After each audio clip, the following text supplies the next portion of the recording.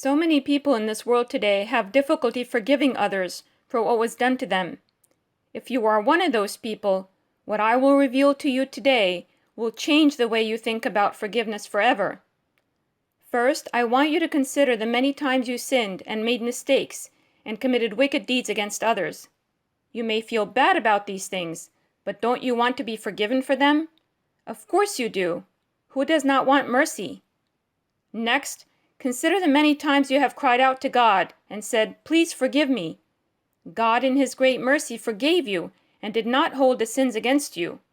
You may have committed the sins again and again, but then you cried to God again and again to forgive you, and He did. Now imagine that every single time you sinned, it is like you borrow money from the bank. For every single sin you committed, you added more and more debt to your account, debt that you will one day have to pay back.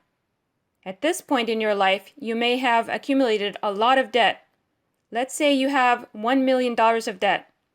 Then you cry out to God, "God, I know I have done evil. I know I have hurt people and I have hurt you, but please forgive me." God responds to you with, "I will forgive you, but on one condition. You must forgive your brothers and sisters from your heart.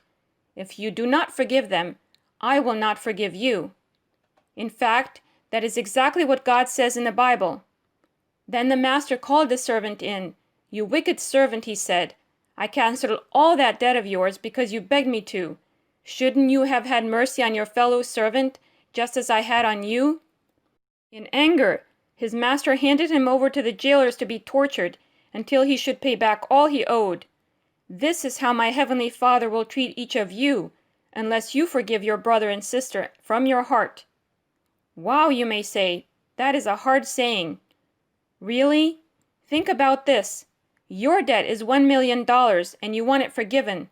But what your brother or sister may owe you is very small in comparison, maybe say $100. Do the math.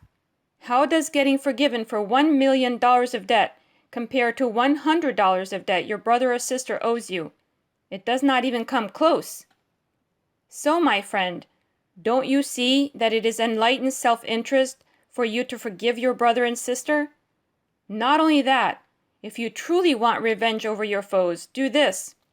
Walk in the way of the just.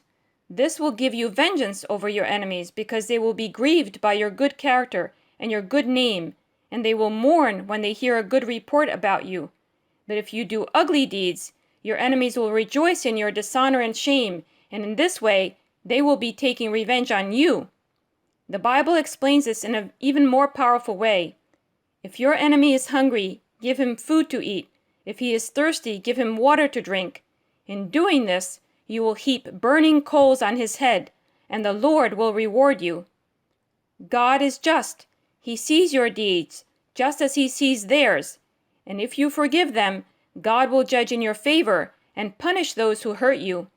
But if you take revenge on them, God may judge in their favor and punish you. How do you feel about forgiving others now?